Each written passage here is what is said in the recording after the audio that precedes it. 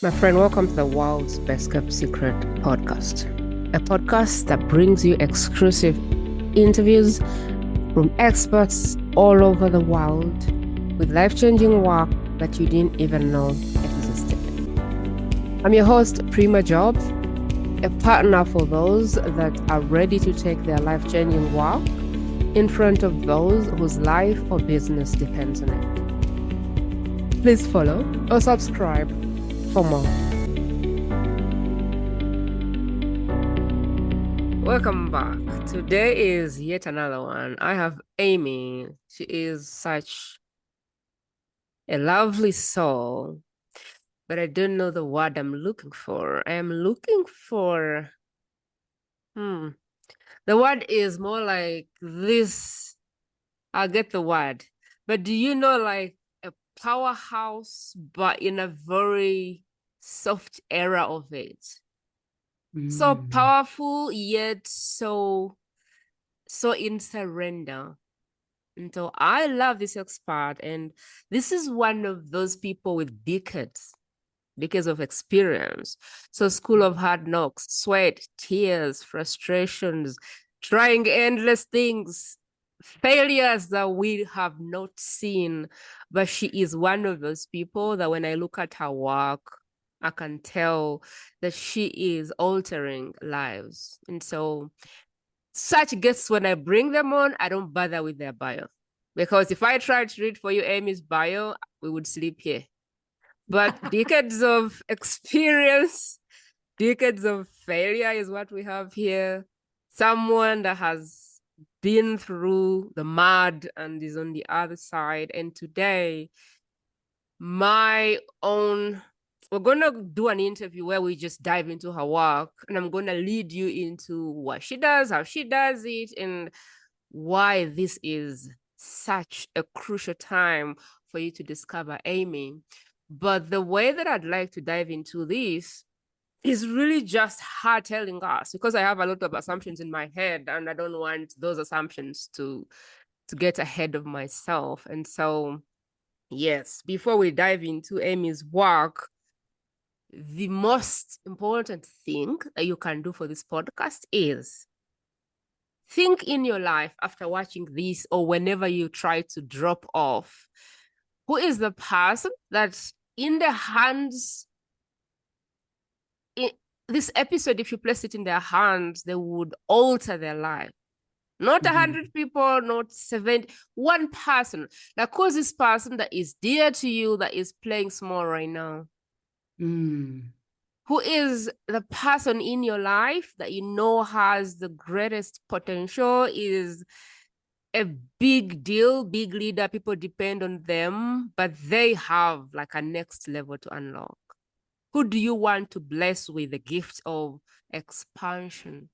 There is always a level after every level. And so at some point, we reach a level and we're like, okay, is there anything next? And so if you're there, like, I want to look at Amy's work as what's next? What's the next evolution of you? And so before you drop off, at whatever point you decide to drop off, that is the biggest thing that you can do for me, other than making sure that you're subscribed. Because you subscribing, you following, you rating, that is how this platform grows. All right, Amy, welcome to the podcast. It's my honor to really have you today. Prima, thank you so much. I too am humbled and grateful with nothing beyond abundant appreciation for not only being here in your presence, but for the work that you do and the profound nature of seeing humanity in the level that it's supposed to be. And I truly am touched and blessed to have crossed paths and excited to be here. Thank you so much. I think this is one of those guests who's going to make you tear, who's going to give you shivers. So pull your stool, pull your mat, whatever the thing is, pull your tea and be ready. I feel this message in my bone marrow. I don't know why, but I do. Amy, tell us what you do so that the listener can go, is this message for me or is it not for me? Absolutely. My true purpose in this entire existence is to empower individuals to unlock their infinite potential and align with their divine purpose to achieve three beautiful, usually overlooked and undervalued elements of true freedom, flow, and fulfillment in not only their personal lives, but their professional lives and the legacy that they create in their existence.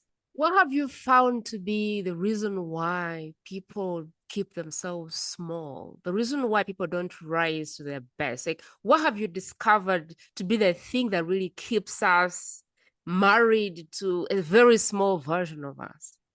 Ooh, that's powerful. That's exactly why I do what I do every day. Let me tell you, I truly believe that through programming, Mm.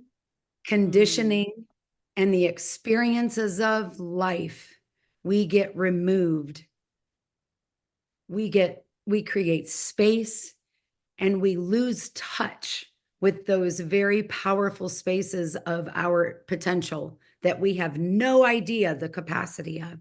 And so in our routines and in underutilizing our potential, which is exactly what you spoke of, hitting those glass ceilings, struggling to find meaning and alignment and connection to what people wake up to do every day, is why we live in the spaces that we live in, where we feel limited, and that containers remove us from how we could truly be embracing the essence of this earthly experience. I know that your audience is a little bit of layers. So you have like a primary, you Mm-hmm. have a secondary, and you have a tertiary. I would like for us to be clear, like, who is it that we want this message to be for? And you're welcome to take us to the layers of the audiences because I think it's very important. Absolutely. And I totally appreciate that. I have, as Prima has shared with you, been in the work for so many years. And so I have a very multifaceted audience.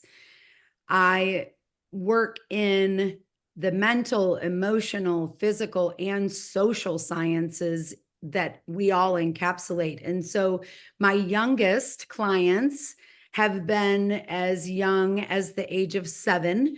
And the reason why is because they get into a point that they understand themselves and they gain a responsibility where they can make choices. So I go into emotional awareness and their ability to not necessarily be contained in what society wants them to learn, but yet what their capacity is and how to really truly embody that even at such a young age, because we are souls and energy far beyond our physical existence. And so really allowing them to take that to new levels. So I do children, I do teenagers, all the way up.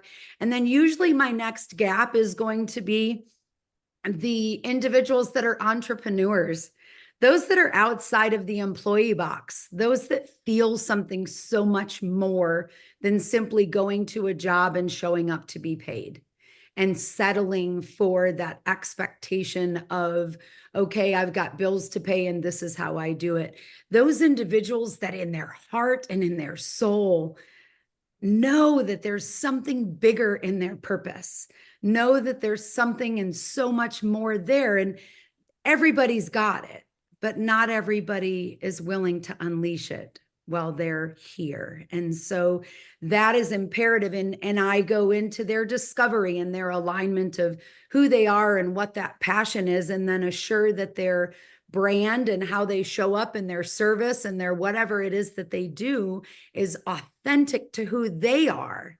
Because we can all create a new business and have a great idea, but if it's not authentically aligned to who we are, it will be very short-lived.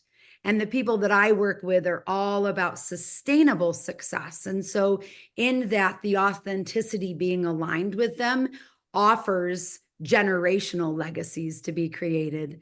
And then last and foremost, working with those, and this is my kind of my topic right now in my campaign currently, is that top 3% of the general public. Those individuals that have had success, those individuals that have been in these leadership roles to manage and lead and guide others and have lost themselves in that desire for success, the robotic moves of checking the boxes and satisfying the expectations, the external overwhelm and bombardment of more information and more this and more that. And in all of that, removed again from their authentic purpose, who they are, what they're to be doing so that they feel true fulfillment, not simply a bonus at the end of a quarter and then look in the mirror and go, who is this? Who am I even looking at anymore? I love your three audiences. I know which one was ringing bells in my heart, but I need to ask you the question, who of those Please. three is closest to your soul? Because one of them was ringing a bell for me. Absolutely. So I have 8 beautiful children of my own. So children will always hold a very special place. And I love my executives. I love my top-notch individuals. But I have to say our future is imperative. Mm. And I believe that they are overlooked and underappreciated for what they hold in this powerful space. And as leaders in the executive world, I love working with them, but they've had their chances. And the reason why I work with them is to make space for those future leaders to come up into, because children and youth that are given a capacity on a larger level than they've ever been given before will require leaders that know how to accept somebody of that bandwidth, because otherwise those leaders will be shunned, they'll be offended, they'll be threatened, they'll have all of that. And so really that's why I have the triangle that I do, because there is importance in each level of holding that space in order for humanity to be impacted properly. Because if we don't have them there, I'm going to create an amazing movement and they'll have nowhere to go. They'll have nowhere to be held and to be built up and recognized. And so it's another reason why I work with entrepreneurs, because small businesses are very essential in the freedoms that we hold. And so there's a magic behind the triangle. There's a reason why all three exist. I see the triangle. I really see where you're going with this. Wow. Wow. Wow. I have like follow-up questions for the things you said, but I wonder if I want to dive into the Amy that didn't have this stuff figured out, the Amy that had programming, the Amy that society bent down, the Amy that was burnt out, the Amy that didn't know her values, that was detached.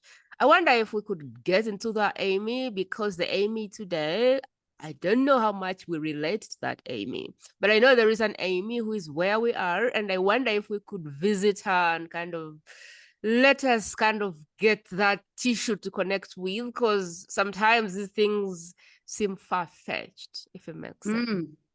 Amen. And let me tell you, at 49 years old, Mm. I can absolutely tell you the Amy I am today is not the Amy that started. Yes, my soul is the same. My love and my purpose is the same, but the journey that I have had to take to get to this space, to be in my truest form of consciousness, is immense.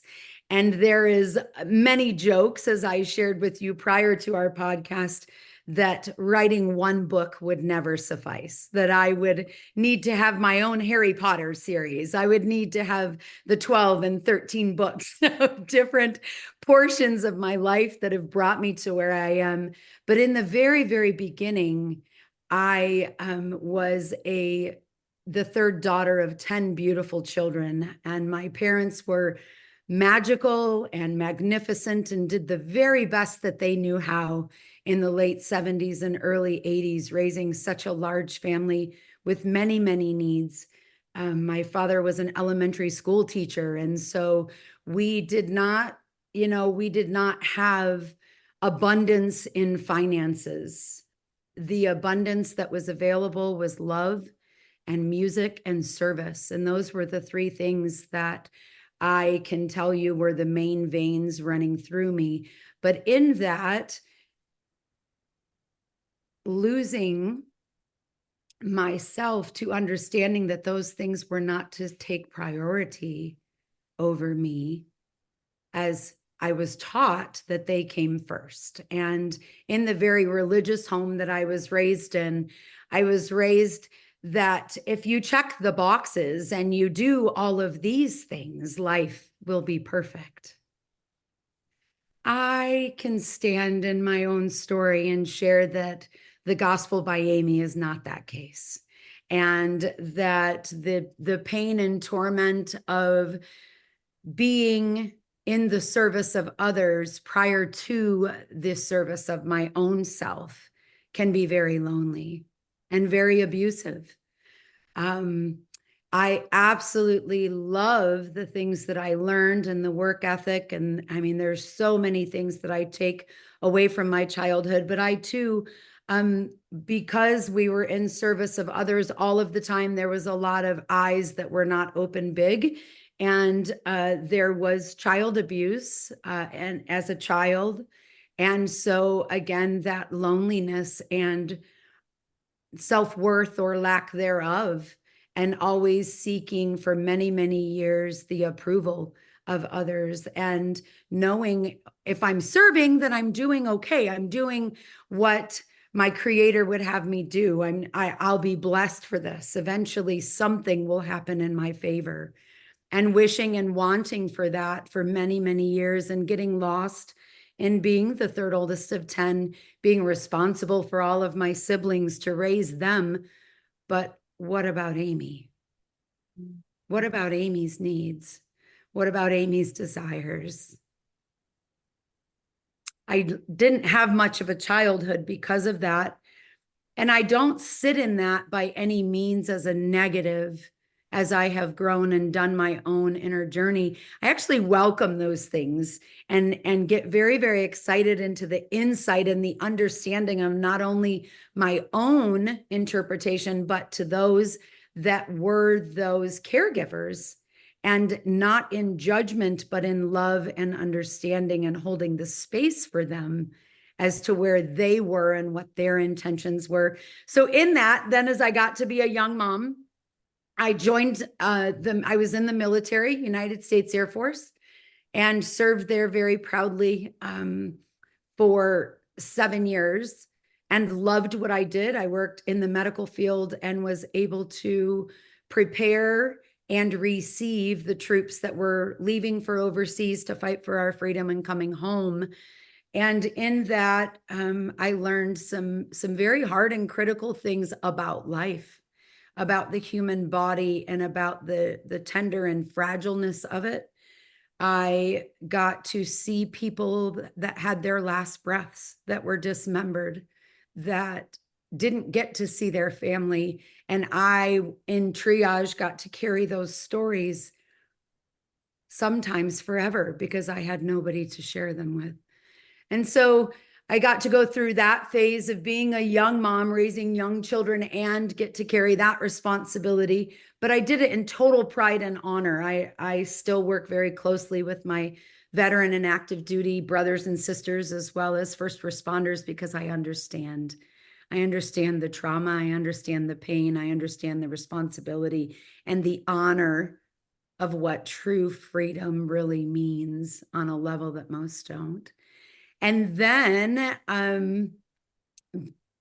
18 years into this beautiful marriage that too was very religiously guided, looked in the mirror one day and said, I don't know who that person is.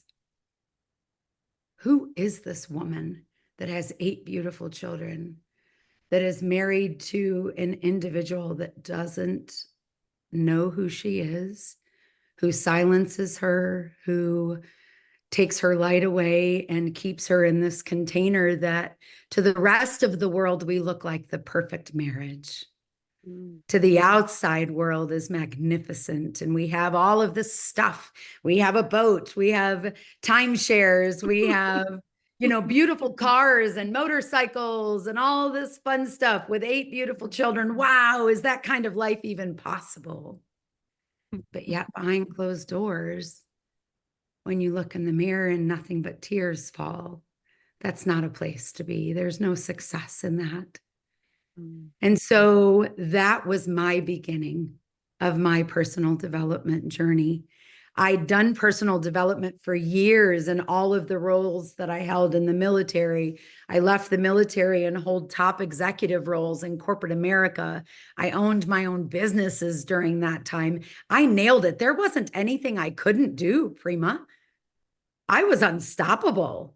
I let the rest of the world know, give me something to do and I will do it, and tell me I can't do it and I'll do it even better. Because I had those capabilities, but I wasn't happy. I wasn't Amy that I am now. And so after my divorce, my youngest was 5 at the time and my oldest was 18. I had to find myself all over again. And I won't call it recreation because my creation was already complete. I simply came to consciousness for what was already deep inside of me. I just simply had crusts, layers and layers of crusts and programming and conditioning and experiences and fear and all of those emotions that stack up, and simply didn't know what to do with all of it. And so it was my turn now to reframe, my turn to grab these beautiful situations and pictures that I couldn't change the picture, but I could sure change the frame that it was posted on inside the walls of my memories. And that is what brought me to here. That is what inspired me to create the ecosystem that I did through years, 6 full years of trainings and certifications and programs and coaches and all kinds of things to the tune of 6 figures, because I didn't know how else to do it, grabbing at straws and puzzle pieces and amazing things that I'm like, ooh, that one resonates and ooh, that resonates. But there wasn't one space. There wasn't one place that grabbed Amy and said, this is it. And so I had to create what my heart had desired for all of those years, and now make that space available to those that are feeling some of the same feelings, that loss, that disconnection, that lack of self-worth, that feeling of why all of this? There's something bigger, there's something better than all of this. Keep going, Amy. I want the person who is listening to go, that's me. I was liking the list that was going on, this and this and this. Give us a playlist so we can kind of go, oh gosh, this is so for me. Who needs to kind of tune in? What is happening in their life? What are the visible signs that this is going to be the thing that is going to open your eyes for your next level? I was loving that list as you went. You got it. Absolutely. So first and foremost, who's unseen? Who shows up every day for everybody else? And then goes, okay, well, who cares about me? We normally don't do that. If we're that kind of person, we're going to show up and love the world, but there's still that ache of, when do I get loved? When do I get celebrated? When do I get acknowledged for the person that I show up so naturally? And then to understand that in that then goes the doubt of self-worth. But wait a minute, I know where I came from.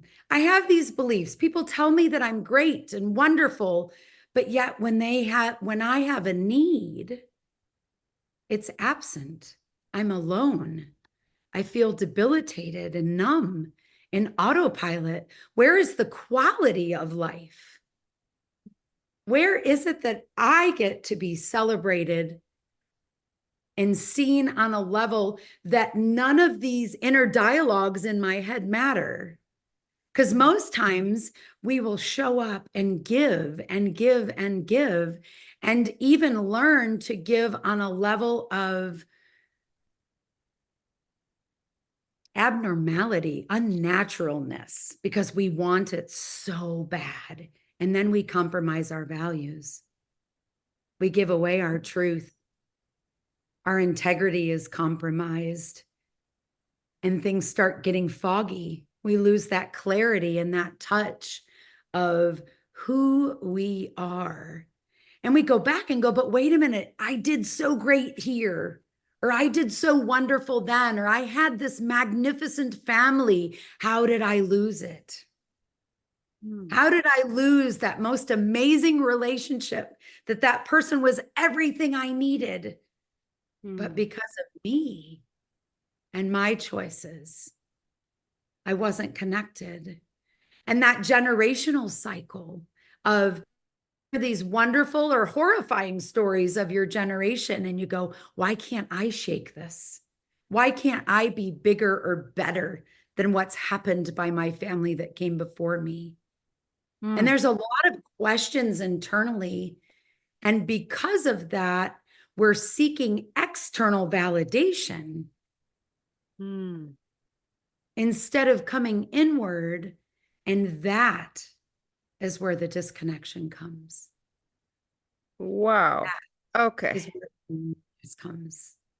Okay. So I have a phrase for Amy's work. You are magnificent in other people's lives, but yours. Yes. And that's killing you. And that's, you are doing it to a level where you are killing yourself because you believe this is gonna fill a hole inside you. And so you keep doing more and doing more and doing more. And every time you do more, you feel like you're killing yourself. And when you look in the mirror, you're like, I don't like this. So removing the doing, removing the external approval and acceptance, and then jumping into me, jumping into what I've done and going into being. Doing is important in retraining the subconscious and creating new behaviors and habits. Doing is absolutely essential. But in doing, we lose ourselves if it's the only element. So if we don't go into the inward journey and recognize who we are, what our capabilities truly are, and become a powerhouse in being, then we overfill our cup because of our connections and our connection to our higher power and our understanding of the capacity of what we can plug into. And then we don't have to do, we simply be in overflow. And it's that overflow that serves. It's that overflow that leads and gives. And we don't have to deplete our own supply. So it's reprioritizing. You still get to be that magnificent individual. You still get to love and pour into people and serve others and show up magnificently, but you do it from your overflow instead of on empty, on fumes, because you're not connected to the source. You're not connected to your infinite potential and power that is inside of you. Because as humans, what many of us unfortunately get programmed is that in our humanness, it's almost a demise. It's a negative. Oh, I'm so human today. It's a negative. But what we forget is that our humanness is the greatest form, the highest form of creation on the earth. Everything else that exists, the rocks, the trees, the grass, the plants, the flowers, the animals, every capacity has a life cycle. They're born and they die. They live in survival until they get there. But as human beings, we have an ability, we have mental capacities that nothing else holds, that when we can learn about what those are, it really unleashes a lot of what our potential is, because we get to change whatever we don't like. Mm. I'm going to say that again. We get to change whatever we don't like. Hold up there. Hold up there, Amy. I want to take you back to your marriage of 8 kids. Yes, And I ma'am. want you to bring the Amy today and place her in that marriage. What would have been different in that marriage if the Amy today was the Amy that was there? Because I think you would have done things differently then. I absolutely know I would have done things differently. Life would have been extremely different if I would have given permission to my voice like I do today back then. Because right now there is someone in their marriage going, I don't know who I am. I don't know how I spent the last 30 years of my life. I don't even know what my values are. I don't even know what I want in life.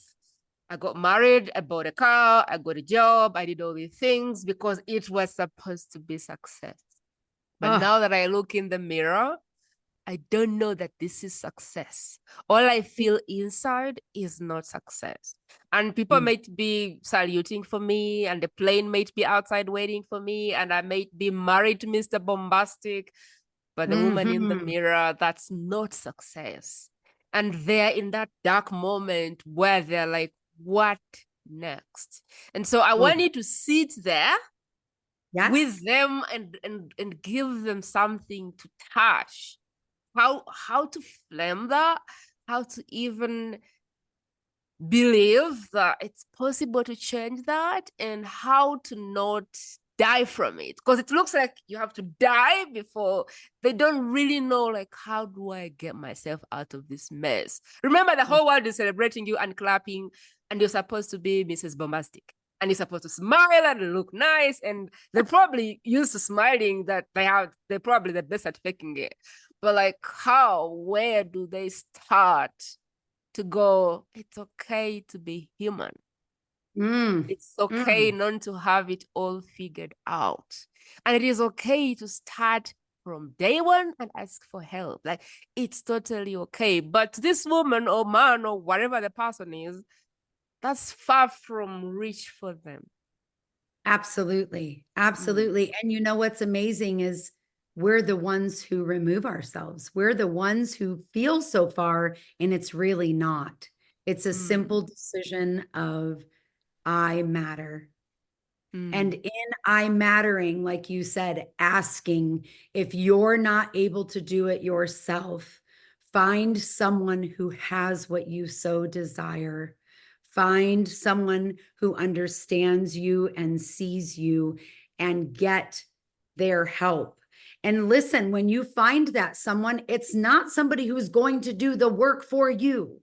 This is about you doing your work and finding someone as a coach or a mentor or whatever the case be that is willing to walk alongside you and to help you to unleash the things that are inside of you. Because if they do the work, then when they leave, it's no different than the partner that you don't know who's sitting in the bed with you. Because you've got to learn to understand how to do the work, so that when these beliefs surface again, and these doubts and these separations of, sure, I can go show up outside in the outside world, but how in the world do I really feel that way? So I love what you said, Prima, about almost dying in the space that we're in. Metamorphose Institute is my company, my ecosystem. And in metamorphosis, what a lot of individuals don't understand is the caterpillar does not turn into a butterfly.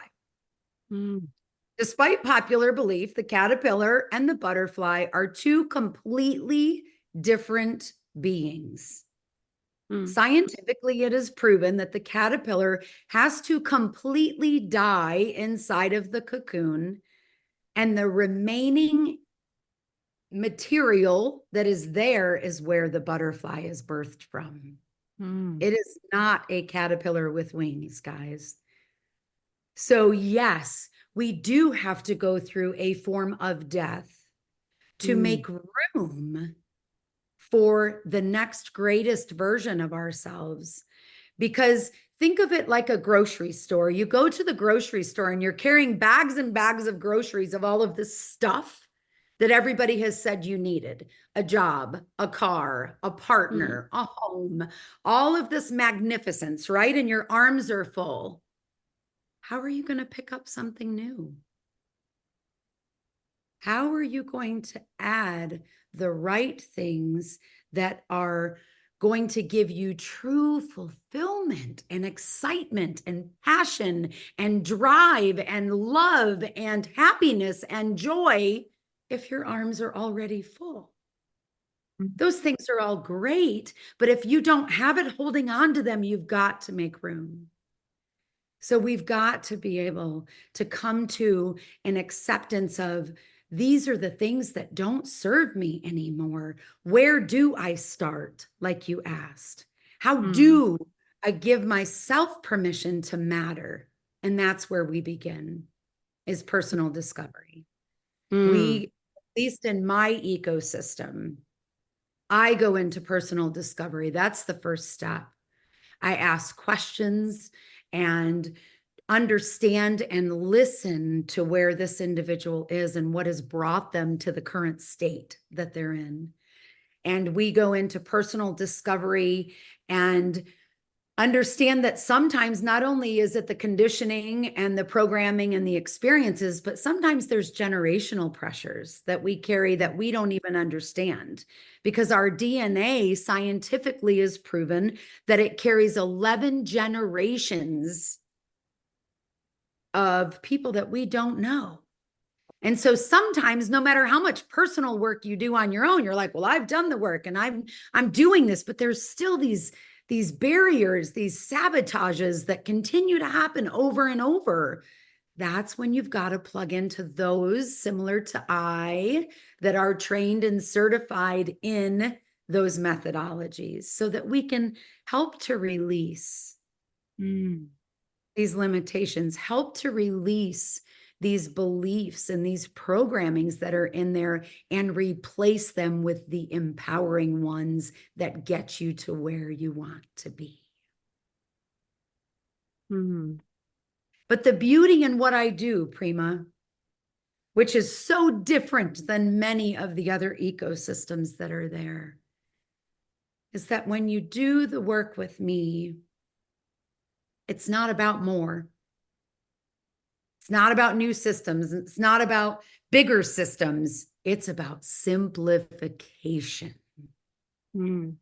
of the chaos, of the darkness, of the too muchness, of the bombardment. What we do in this space is focus on the simple truths and the profound nature of our creation. And when we bring it back to simple, the elephant leaves your chest. You can Mm. breathe in, you can see through the storm. You become the storm because of the power that you grab onto. And the rain can come and the clouds can come. And guess what? You stand up stronger than you ever have before, because you've now found your belief in yourself. You know why you're here and what your purpose is. And you also know, based on the stories that you've experienced in your life, the people who you can now shorten their path and give back based on the fact that you are the strong individual that you have now tapped into. And what's even more beautiful is when you do your own inner work, it heals relationships that are meant to be there. If there are people that are toxic, it's not going to heal that one. Sorry to tell you, that's probably something you'll have to release and let go of. Mm. However, in that truth, the confidence that you have, it's very clear as to the steps that are necessary to take to get to those next evolutions, like you spoke of. So Amy, I want to take you back to the woman in the mirror. The Amy Okay. that said, I have 8 kids and I have no idea what my name is and what I want and what my values are, and I could have no clue. She's Amen. staring, she's in the dark. She's probably built all the cars, married the man, whatever the man was on paper, have the kids, have the toys, whatever the thing is she thought she was supposed to get. And she's Mm, like, all right, I have no idea how I got here, but I certainly don't want to stay here. I was wondering if we could break this down a little bit more, because I know there is personal discovery and then there is releasing stuff that doesn't serve you in that moment. But if we were to break it down for this woman, if mhm, this conversation is the only conversation this woman ever had from mhm. us, and they were supposed to take this and change their lives, how can we simplify it for them into bits that are chewable, that she can stand in a place of, oh, I could do that? And then the choice for whether to reach out for more or not is in her hands. But even if she did not, now we have planted a very good plan for her in her head of what she needs to do to turn her life around. Absolutely. So the first question I would propose to that beautiful queen Mm. is, you're standing here. You're looking in the mirror, even though you may feel as if you are empty and simply a container going through this physical container, going through the motions. You are here. So if you are physically still here staring in the mirror, I would encourage you to tap into that tiny little spark that's still deep inside of you, that even if you don't know what it is the reason that you get up every morning. It's the reason why you are physically still in existence, because simply because you've forgotten your power and your purpose doesn't mean that it's there, not there. It doesn't mean that everything that you have gone through is for naught. And so, what I would simply say to you is, go to that last memory that you felt joy, that you felt love authentically, not simply because somebody said it was that, but when you felt that last love, that last emotion, even if it took you all the way back to your childhood, grab on to what that moment is, that spark that you felt ignited and connected to something bigger than you. And that's where we start. We go into that moment and we remember the feelings. We remember the experience, not so much the people that are in the room, but how did you feel in that moment? And then from there, how do we bring that back to now? What is it that we can do in this moment, even quietly and privately in yourself? What can we do to bring that back to now? Was there a statement that was said? Was there a specific activity that was happening in that moment? What was it that ignited that feeling? Because what happens in our subconscious is that we remember images. And when we remember the images, the deepest images have emotions attached to them and feelings attached to them. So even if it's been buried under years of crust and depth, if we can recover that and bring it back up, it's almost like a volcano with lava. Once we allow that to erupt again, now it's closer to the forefront and the familiar, and our brain's going to start focusing on that because you've given it permission to come first before all of what's happening in your surrounding space externally. So that's your first spark of bringing back you and who you are. And if you don't find it for the first time, walk away and come back to the mirror again and sit and look in that mirror and wait until you find that one moment. Find 2 moments, find 3 moments, and continue stacking on what it is that takes you into that truly ignited space that allows you to tingle inside and activate the amazingness that at one point existed for you. Okay, so I need to go back in my life memory and kind of find who was the Prima that wasn't in this state? Who was the Prima that had dreams? Who was that Prima that felt like I got this and didn't like, who was that most authentic Prima that you remember? And how can we try and bring that back in whatever the version of you is right now? Okay, Yeah. I can see how that can start to bring me back. So take me to the point where I don't know what my values are.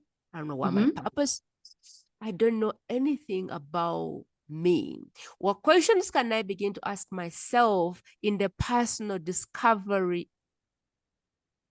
time so that I can begin to be clear who I am, Yes. besides the kids, besides the husband, besides the cars, besides all these things people call. I have seen women being called someone's mom, and I'm like, really? Like, you're now like someone's mom? And I'm like, no. Like I don't want to be called someone's mom when I have a child. I'd be like, please do not call me someone's Yeah. mom because that Exactly. guy's there. Like, okay, now I'm beginning to get some sensation. Like, okay, if I could walk in the wilderness again, if I could whatever the thing is, this Prima Right. will start to come back. But I still don't know, like, who am I? I am still I'm probably living in the skin of whatever society told me to be. And so Right. how do I find the Prima that has no masks? What are some of the questions I can begin to write down for me to discover who I am? Absolutely. So we can go over some of those very powerful questions. And what we'll do is start there. But many, many times, if we've gotten ourselves into this space, it's essential for us to encircle ourselves with other individuals that are also going through this process or have gone through it. Because if we've gotten ourselves there and the environment we're in is toxic or not allowing us to thrive on that level, trying to do it on our own can sometimes be very defeating. And so making sure again that you're plugging into a coach or plugging into an accountability partner or somebody that understands who you are, who you feel seen by, who you feel listens to you, who you feel celebrates you on the level that you deserve to be celebrated by, whatever that may be, whether it's a community, whether it's, like I said, an accountability partner, whether it's a coach. You want to make sure you're surrounding yourself by that individual in this process to support that. But some of the things that you can ask yourself is, first, what are the things that are happening that I don't like? But in that, then going to if I don't like it, what is the 180-degree polar opposite of that? So I don't like the fact that I have 10 extra pounds on that I can't seem to shake. Okay, well, what's the opposite? Motion, activity. Okay. So if I don't like where I'm at here, then do I plug in a walk in my day? Do I plug in something that allows me to emotionally express, some of these emotions that are bound up that I have no way to get rid of? How, like we talked about, when you find that moment, that spark inside of you, what small actionable steps can I take today to bring that back into my now? Is it an activity? Is it a word that I need to say in the mirror to remind myself of how I felt in that moment? Is it an affirmation? Is it something that I need to be able to visualize to help reprogram my subconscious to go back into that thriving feeling? What is my passions? What do I love about life? What do I get excited about? And when's the last time that I touched that? So when we ask ourselves, well, wait a minute, the last time that I wrote poetry was, when I was 10 years old. Okay, well, what does poetry do for me? If that ignites my feeling and allows me to process things, then that might be where I want to go to. Or, what self-doubts do I catch in my mind? I hear myself go, I hate how I feel when I wear those pants. Well, then why do you keep wearing those pants? You've got to, when you hear those doubts, your awareness of the fact that those are going on in your mind is imperative, because how do you feel when those words cross your mind? Or when a certain person comes in the room that you feel very tight, intense, like you don't want to breathe, then why are you allowing that person into your experience? So personal awareness is going to be a necessary part of this, because when we understand what we don't want, those are the things that have to be removed. And if we hear, things in our head that make us feel gross, then go to the opposite of that and offer the opposite of that. And usually the smallest shift will make the most significant difference. The one little thing that all of a sudden Prima looks in the mirror one morning and goes, Queen, you are stunning. I love you. You are intelligent. You are powerful. You are creative, and you are the architect of your life. I really like this. I like these steps. I like these steps. What do I like?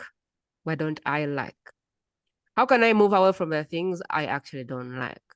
Because I just don't like it. And it doesn't matter what. Everyone thinks pizza is amazing. Cake is amazing. I just don't like them. So I don't take Right. it.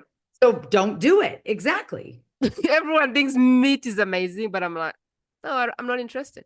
So how can you begin to unapologetically just walk away? Take the steps towards the things that actually give you joy. I love that. What are the passions? What are the things that actually you used to enjoy? Maybe you used to enjoy climbing the mountain. You used to enjoy the wilderness. You used to enjoy a glass of wine like I do. I don't know. What are the things that you used to enjoy before everybody got you entangled in everything? Yes. Then listening to your feelings. Like, how do you feel about people in your life and the things you're doing? And how can you eliminate the things that don't feel good? I think it's not an easy thing to do, but it is very, very helpful. Being aware of, for me, it's more like an energy. Like some people just bring an energy that makes me contract or unsafe. And I'm like, okay, my body is telling me this person, no. And so for me, it's more like an energy, like my body goes, mm-mm. And it's funny because, yeah. That's another whole podcast, darling. We can't open that door. That's another whole podcast of energy and vibration. But yes, you're right on the right path. Yeah. It's funny because every time I feel like that on someone, I might allow them to become a guest. But what will happen is then they'll go back and decide they're not a fit. Sometimes I'll look in the calendar and I'll go, I don't know that this person is a fit. But then they've already scheduled, they've been waiting for their call. And I'll be like, no, take it. I'll hear them out. They come in their room and I'm like, they are not a fit. And then they convince me and they explain. I'm like, all right, I'll give you a chance. And I kid you not, every time they go back, they send me a message and they're like, you're right, I'm not a fit. Oh, I see them in the calendar, they're coming in. I'm like, yeah, here we go again. And just before the call, I get an email. I'm sorry, Prima, but I don't know that I'm a fit at this point. And I'm like, okay. So, Amy, where do I want to take this? There is a point where people are stuck in guilt, shame. I am not enough, whatever. And there is a beautiful story that I want to share here. And that's a story I heard from Sarah Robert Jerks. I don't know if any of the listeners know her, but she's TD Jerks' daughter. And so she was sharing her story, and she was saying, this is why I struggled so much to embrace my true authenticity and step into my calling. I was a teenage mom.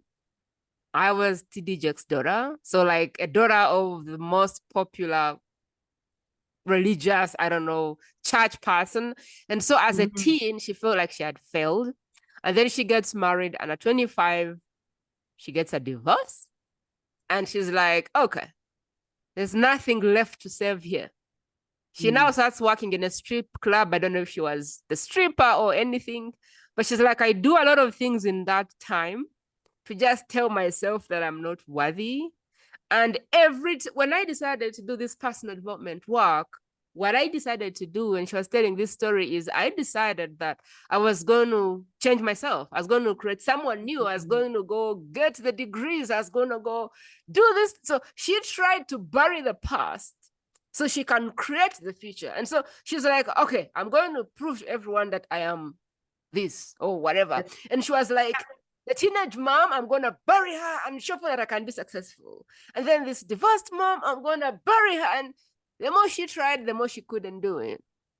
And then she said, one day, it appeared to me that every one of those things is like a spice. And what I did is I brought the teenage man, put in the cupboard. I brought the divorced mom, put in the cupboard. I got all these things and put them and shelved them up. And I said, these are my spices. And from today onwards, I am going to use them to make a 5-star course meal. Amen. And she said that was the moment when she could do it, because she could bring all of her dirty or not worthy or whatever the part was, she allowed that part to be in her future as something she could use. And so the question I'm using for this story is, what is your way of encouraging the listener to just know that whatever the thing happened to them can be used in their next self? Like, we don't have to pretend we didn't do that thing. And you don't have to be the Amy that wasn't divorced. And you don't have to be the Amy that didn't have 8 kids. And you didn't have to be any different. Like, all of this is really needed or necessary, or we can bring it. I don't know. What is the way you can explain to people who are stuck in, yeah, but I was that thing, so I can't be this thing. I was that thing, but what is the way of saying you can be this and this and this and this, and that's totally okay, because it's called being a human being. Oh, amen and amen. I absolutely love it. I love how you explained that. So the beauty in what we do, again, is to acknowledge all of your amazingness, to acknowledge the experiences that you've gone through. What lessons did you learn from them that you can take away from them? Where I talked about putting a new frame on an old picture, being able to take that space and utilize the lesson from it to then elevate who you are, because your past does not define you. Your past does not limit you. Your past should elevate you. So if you think of a castle, you think of a fortress, an amazing fortress that protects this phenomenal spirit that sits inside of your body, this energy, this divine connection to something so much bigger than this physical existence. And you've got this fortress. Usually they are several heights high, and you see a brick in each and every one of those spaces. Well, those bricks had to come from somewhere. There has to be a solid foundation that allows us to rise up a little bit higher. But instead of those bricks being carried by us on our shoulders, because we go, oh, I'm that divorced mom, I'm that young mom, I am a failure, I lost my company, I had to file bankruptcy, my mother died, my best friend, no longer talks to me. Instead of carrying all those bricks on our shoulders and our heart and our chest, what if we just put them under our feet? So that we can see that next brightest horizon, so that we can get closer to that next peak on a mountain. Instead of carrying it all, let's take the lesson we're supposed to from it and put it underneath us and lift us up into these greater spaces and see and feel that next greatest version of ourselves. Because it's amazing when you think of a hot air balloon, they have sandbags that are on them that keep them on the ground. And you can take off 9 of the 12 hot air sandbags, and that hot air balloon still isn't going to take off. It's going to drag, drag, drag, drag. And you'll get to have the balloon above you and you get to go, okay, well, I'm flying, but I'm not. But until we drop those sandbags off, then we can soar. And so what I will encourage each and every listener to do is to not reject all of your stories, but to welcome them in. Welcome them in on a new level. Instead of resisting them, allow them space and appreciate them and show gratitude to them for what you learned from it, because without that experience, you could not have the knowledge and wisdom that you've gained from it, nor will you be able to help those that have experienced similar things and be able to now shorten their path. I like I passed 49 years. I don't want anybody to have to wait as long as I did. I don't want anybody to have to do all of those loopholes and dead ends and U-turns and extra spaces in that path that I didn't have the proper map in place. So that's the joy and the expertise of what I have gone through to be so blessed to shorten the journey of those that will be coming into my space and crossing paths with me, so that I can empower them in their own inner journey to be able to become the next greatest version of who they are. And all of those versions are imperative to get to that point. But let's keep going in expansion. Let's keep searching and seeking and finding, because I too am a student of life. Every day I continue studying and mastering myself, because I'm not meant to go backwards. I seek to be a little bit better than I was yesterday. And in our existence, our soul screams for fuller expression and expansion every day. It's not meant to go in reverse. So I'm here to ignite that journey for others. Wow. Amy, this has been powerful. What is the one thing that we haven't touched that you know is so crucial when it comes to creating a life of vitality, passion, and freedom? What is that one thing that you keep saying, Prima? Why haven't we touched this? It is so important. What would that be? That one thing is being. I'm going to go right back to it. The most powerful sentence in this human existence is I am. Period. It doesn't need a description. It doesn't need extra words to explain it. It doesn't need a PhD dissertation behind it. When we show up and look in the mirror and say, I am, we give ourselves permission to be in our most divine, authentic self. And when we show up and say, I am worthy, I am powerful, I am divine, then everything else that happens, we come to an understanding that it's meant to happen, that we don't have to work for it. We don't have to kill ourselves to achieve it. We don't have to give away all of our values and who we are to get to some magical destination. We simply have to be. And so in my space, I have something, the F3 being, which is freedom, flow, and fulfillment, When we live in our greatest selves, we are freer than we've ever been because we're not attached. We're not attached to external things. We're not attached to what people think of us. We're not attached to our experiences. We're not attached to our past. All of that exists for its importance, but it does not define who we are.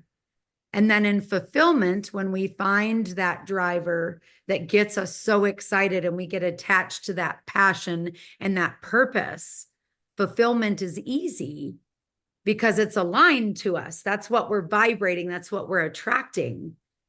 But then to get into flow, it's a matter of embodying effortless living. Again, not the 80-hour work weeks, not the, if I check all these boxes of this expectation that my religion says, if I do all of these things, or that my spouse tells me, if I do all of this for them, then I get in this flow. No, flow is organic and natural. It is. Wow. So Amy, if yeah, just I imagine. want to ask this question because I know that it's not easy. For like, I want you to explain the difference, or if I have never had internal validation and all of my worthiness is coming from the outside world. Okay. If I do not know how to be calm in a storm, if I am swept away by noise, if I don't know how to be, I don't know. The best example for me is like marriage. There's people that work 100 times to be appreciated by their spouse. And I want people to understand, maybe I will share my story, that before I got married, I always believed that I didn't have to work so hard for someone to want to be with me because I felt like I was the gold. I felt like I was the prize. And so I just wanted someone who saw that, and I didn't need to convince them. And so as I went through life, I realized those men were not coming through. And I was like, okay, but I don't like this. And my friends got married, whoever showed up, and I was like, really? Like, do you guys want this? And then they started getting divorced. And then I got to 30 and they started saying, so what is the plan? Where is the man? And I'm like, I actually haven't seen him. And one of my friends posed the question, like, so what kind of magical man are you waiting for? And I'm like, oh, that's a good question because I don't know. And so I started writing down everything I wanted in a man and everything I didn't want. And I got 1 page and 2 pages and 3 pages, and I think they became like 5. And my best friend visits and she's like, what is this? And I'm like, it's a husband shopping list. And she looks, she turns the page, she's like, what's happening to you? Like, which man is going to have, I don't know how many were they, 200? Which man is going to have 200 traits? Yes. Like, are you kidding me? And I go, you're right. No man will. So this is my list to become. I get those things and I seriously start becoming each one of them. I become 34 and I become 35 and I become 40 and my friends are like, still reading the list? And I'm like, yes, still becoming the list. Yes. And every time I meet them, everyone is complaining about their spouse. And I'm like, I don't know that you're in a better place. So I will just keep becoming my list. And then one day I write a story on Facebook about a point where I was at rock bottom. Like, I couldn't afford toilet paper. So I spent 15 minutes in a supermarket looking for a toilet paper that was cents below, like like the cheapest toilet paper. And I shared this story on my Facebook profile and I said, if you think you've reached rock bottom, you haven't, because this is my story. My husband now sees that and goes, that's my dream girl. Within no time, he leaves the UK, he comes to Uganda. 12 months later, we get married. But I can assure you that that man was everything on this list and then some more. And I think that this is what has made this marriage no effort, or what is the word? Like, I don't have to do anything to prove to him that I am worthy, or I am like, I've even never like, I don't know. We didn't even do like dates. We just met on Zoom and just talked, and then he was here. The point I'm trying to make is there is a point where you don't have to do nothing to get everything. But if a woman is listening and they've never seen that, they've never experienced that, they don't know because they've been chasing people and chasing love and chasing everything. How can you help them to see that?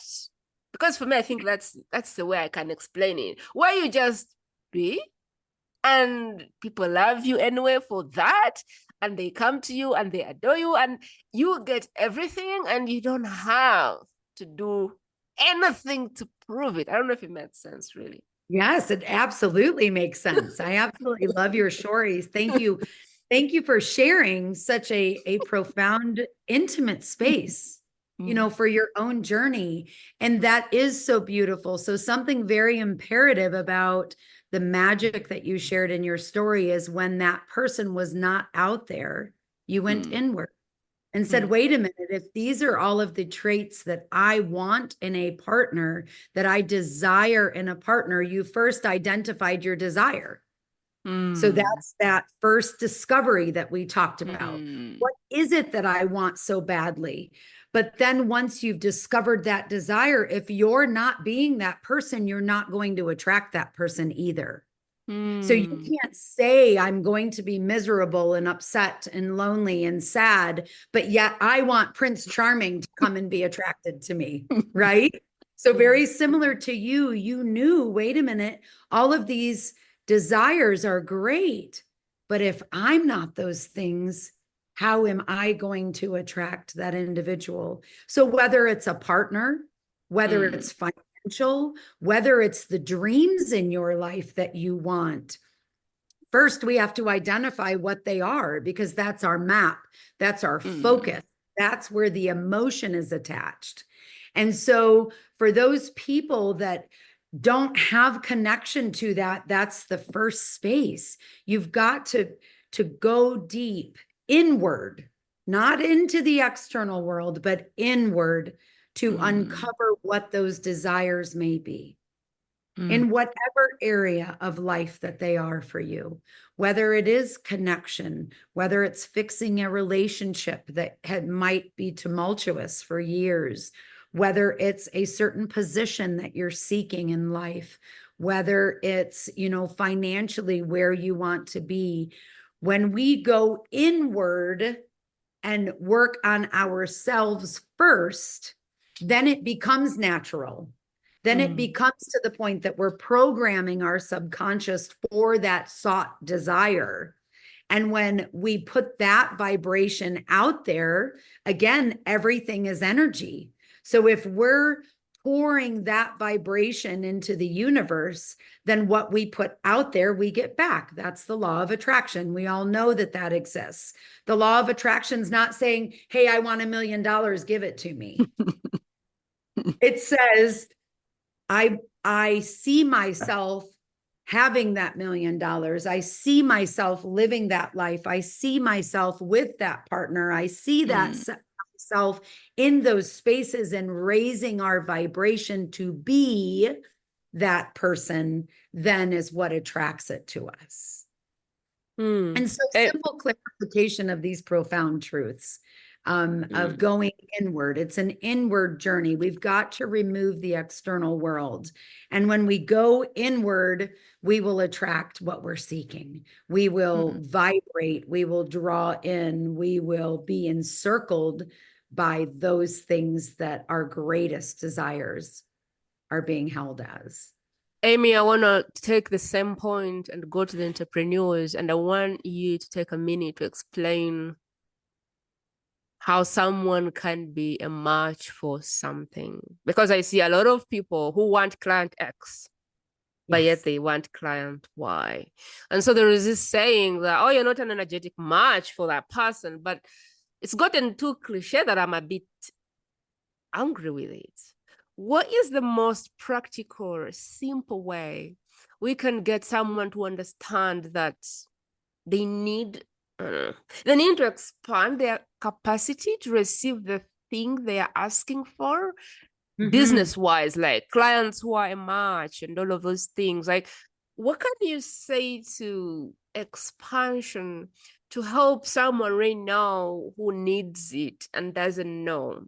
And they're like, clients are not coming, people are not buying, but the reason really is that you haven't become a match for that person, but I don't know how to explain to the person. So can you help me and kind of get someone to hold that and go, oh my God, that's my issue, I need to probably go there and be like that?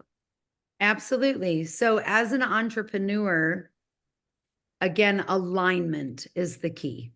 Like we talked about authenticity as an individual, alignment is a key for our entrepreneurships. So if we are not attracting a certain client that we so desire, we've got to go back to the beginning of what is my story? Who am I? Because I can only speak to my greatest existence, my capacity to go there. So if there is something greater than who I am, then I need to be that person in order to bring that person in. And many times as entrepreneurs, we feel a defeat, and it has nothing to do with the fact that who we are, it's our marketing language. It's how we are attracting that person. And I'm not a believer of niches. The only time you use a niche is when you have a campaign that you have a target audience. As who I am, I have multifaceted campaigns that I have done. Again, I've worked with corporate top executives. I have worked with small nonprofit organizations. I've worked with schools. I've worked with individuals. I've worked with, billionaires that are absolutely miserable, even though they have everything. And every time, no matter what any of those people are, going back into your map of who am I? What experiences have I been through in life? What lessons did them? And how do I take that and create very simple pillars that frame my content for me to empower that client that I'm seeking? But if it's not aligned, it will be very short-lived. If it's not aligned, you might make, 7, 8 figures from a certain campaign, but it's not something that will become duplicatable because it's not you.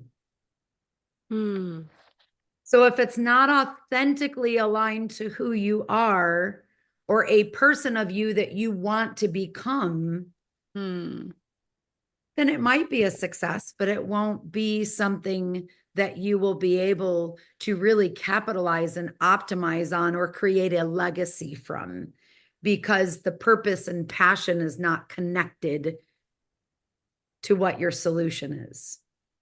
I want to touch that as well, because there's a lot of business owners that start a business for profit.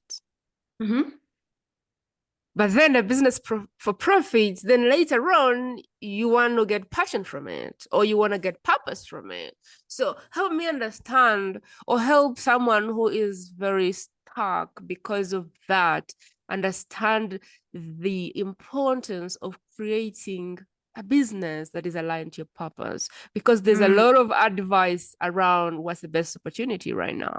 Okay. But how far can you go with that? Or how many years does that business have to?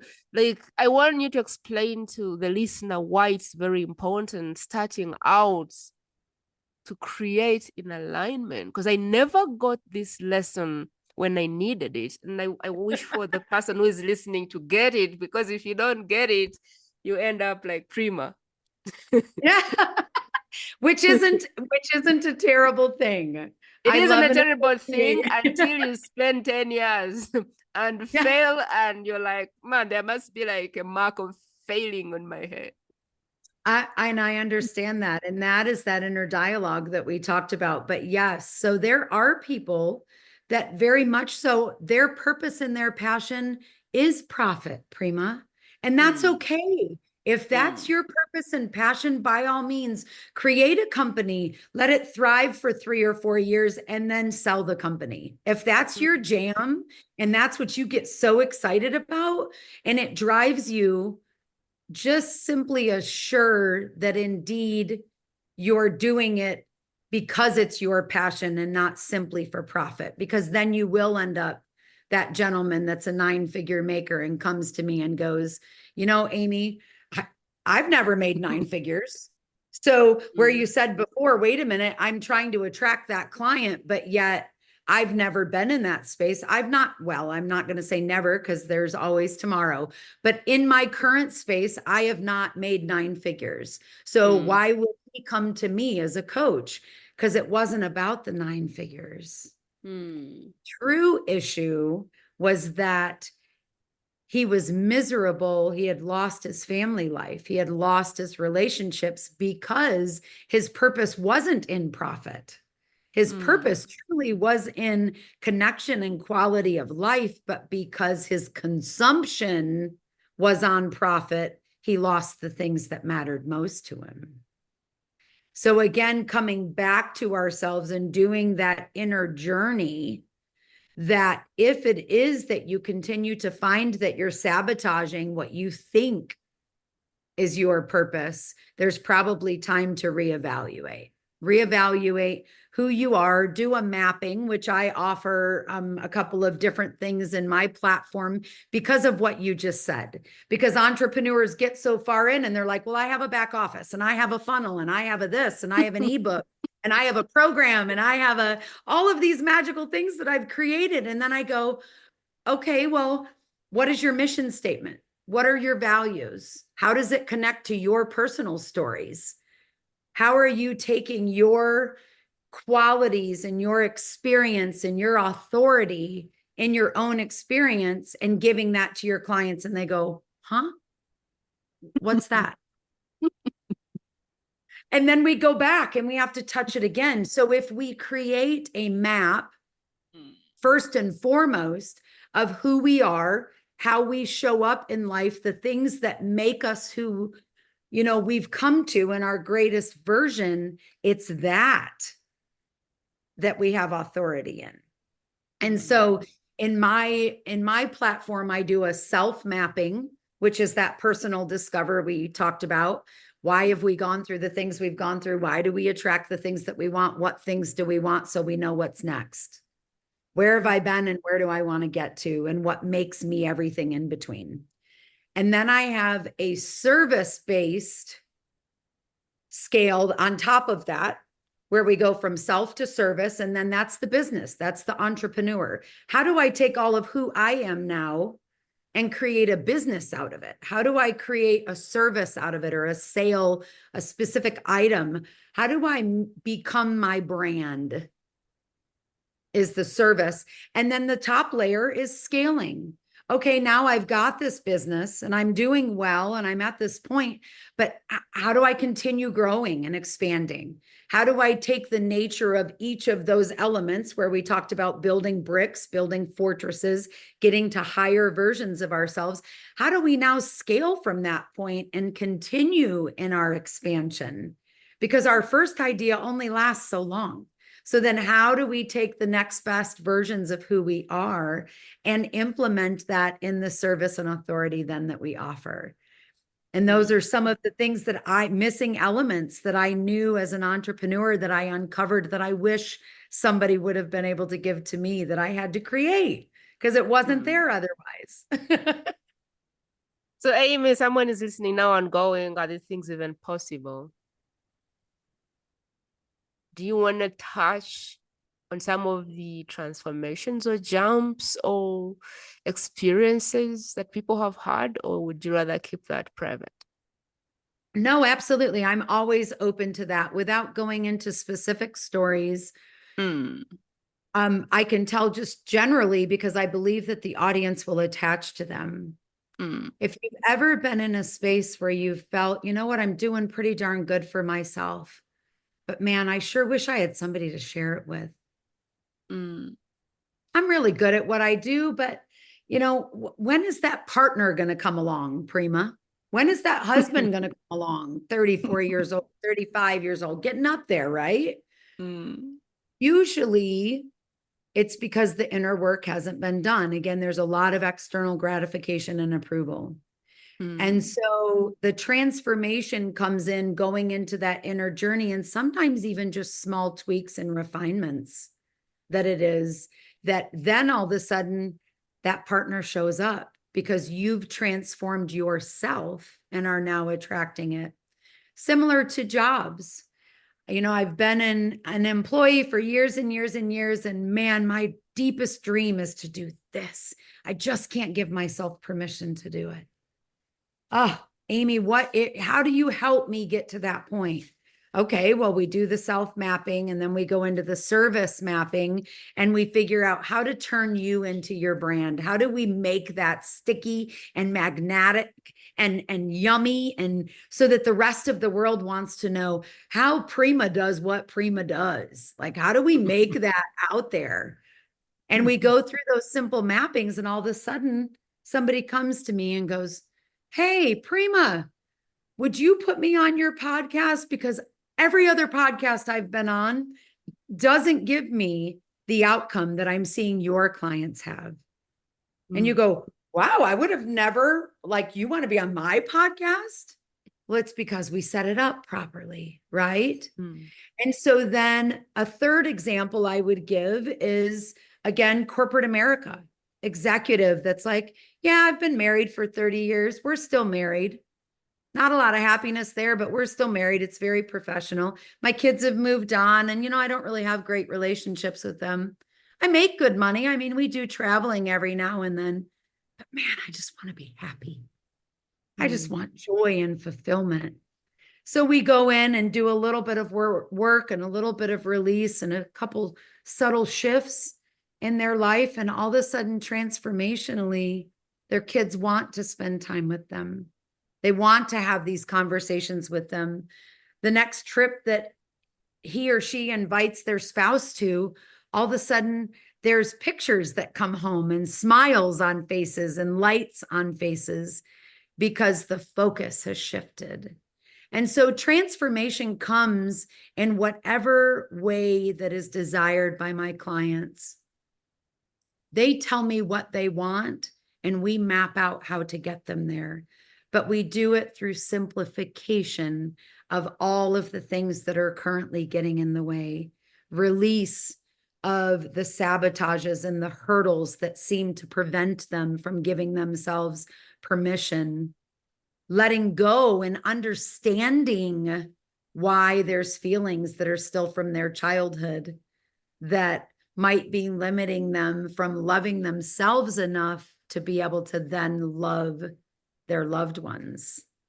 And when we make those subtle shifts, it's amazing the natural, organic living that gets opened up to them because they gave themselves permission to be themselves first. They are worthy. They are enough. Permission to look on the inside. Amy, if you had to distill down, unleash your infinite potential and embody your effortless living in the one thing that had to shift for you to get what had to shift? If you had to go and kind of get a through line of, I believe this is the one, I don't know if there's one or something, but like, what's the through line of what had to shift about Amy for her to I don't even know if you've unleashed your infinite potential, because I think we're still going and still going, but to be where you are, where you can hold space for other human beings, what had to shift? I had to give myself permission to matter. I am really, really good at taking care of everybody else, but to look in the mirror and say, "Amy, you are important." It's not by happenstance that my name is spelled AMI. I found out when I was in my early 20s a story that my mother shared from my birth. And she said, "Amy, when you were born, cesarean, so they had to cut her open in order to take me out, and lifted me over the blind, the medical blind, and my dad was standing with her. They lifted me over that blind, and I wasn't crying. I had great big chocolate marble, eyes with these beautiful dimples at birth. And they lifted me over that curtain, and my mother said, Chet, which is my dad, Chet, she's the light. She's the light. Now, the doctor had told my mom that I would be her last child, that because she had had 2 cesareans prior, that she couldn't have any more children after me. And so there was a lot of torment in her head and her heart because she really believed that there were more. And so when I was given to her, she said, Chet, her name needs to be Amy, A-M-I, for 2 reasons. The eyes and the light that I had was a friend to all. And in that friend to all, it's also our greatest existence, which, without being blasphemous, I am, is the most profound sentence in our existence. It's in all religious books. It's in spirituality. I am. It's the basic of life. But in order to protect that, they switched the letters around and called me Amy. Wow. So in that, it took me years and stories and failures and hurts and aches and pains to really know who Amy is. And to look myself in the mirror after something of going, okay, an 18-year divorce and 8 beautiful children and a religion that blackballed me because of their understandings or judgments of who they made me out to be based on that decision, and losing thousands and thousands of people that looked up to me, all because of humanness, and being mad and vengeful and angry and rage just filling my body, of wanting to attack and be mad and angry for the rest of forever. And then pausing long enough to look in the mirror and go, no, none of that at all. I am light. I am love. I am bigger than this. My purpose is greater than the darkness that's seeking to destroy me. And it was that moment for me. Allowing That yourself to path matter. did not find me. Yeah. That it had to come to love. It had to come to that inner journey, that inner connection to my higher power. And it all starts and ends there. Amy, I want you to take us in the metaphor. Is it the metaphor? I want you to take us in your back end. And I want Yes, you ma'am. to tell us, if we were looking to dive in, or like, I love this woman, she's the woman to take me to my next level. If we are looking to dive in, what are the containers you have going that we can see ourselves in your world, and how should we get to start? Absolutely. So first and foremost, I have a complimentary discovery and design call. It takes about 45 minutes because we do go deep. And so in that, I'll ask questions to help figure out where you are, where you want to go, and everything kind of in between, at least a tip of the iceberg. So I have that complimentary call that I offer. And through that call, based on all of the other containers that I offer, I'm able to say to you, this is what I would recommend first, based on where you are. Or this is, maybe you're already at the point that you're doing spectacular and you only need a couple small tweaks, and you're ready for my VIP 12-week program, where it's one-on-one. We go nitty gritty and we just dive in and refine those tiny little things that we need to allow you to amplify your greatest existence. So I have something as small or as short as my mapping systems that I talked to you about, which are self, service or brand, what you do, and then scaling. Those are 3-hour sessions that we create maps for you in the different levels of who you are. And then my next shortest version is a 12-day teaser to basically help people to create a 30-day goal, the next best big goal, that we can do it within 12 days by breaking down the elements of of where you're at entrepreneurially. Sometimes in the 12-day teaser, we have to go backwards and go to the self-mapping if people aren't in the space that they have the necessary elements. But most times, depending on where individuals are, we can jump into that 12-day teaser. And then from there, I do have group programs as well as the VIP programs in the 12-week. Most transformation, if we're going to change who you are, we could do some motivational stuff and that's great, but then you're going to have to come back and I'm going to have to feed you again in 60 to 90 days. That's the nature of the human mind. And so I and my ecosystem believe in empowering individuals, teaching them the skill sets and the ability. Instead of handing them fish, I teach them how to fish. And so that's why that 12 weeks is necessary for the full understanding of that empowerment.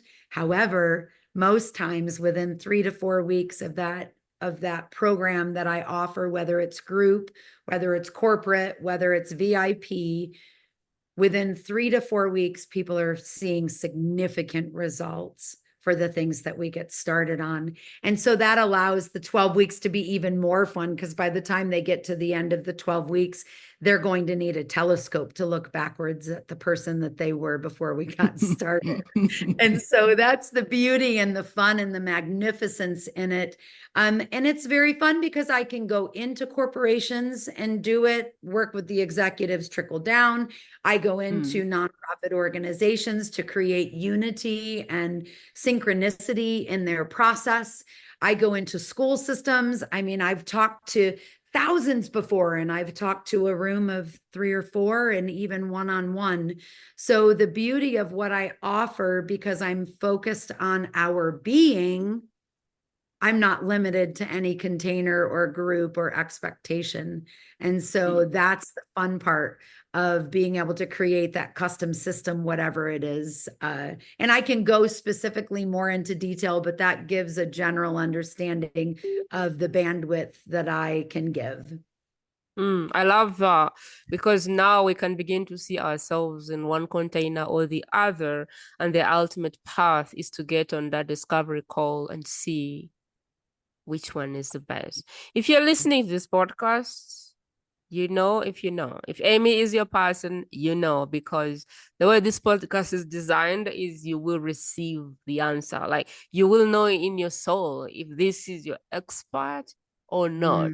So if you're feeling that full body yes about Amy, there will be a link, first of all, pinned to the comment section that gets you to a discovery call. Or if you don't see it there, just check in the show notes. But usually there will be a pinned comment. Go to the discovery call and kind of have a chat with Amy about where you're at, where you're going, and how we can tap into that expansion or that expansiveness of your next level. Amen. As always, the biggest thing you can do for me is this.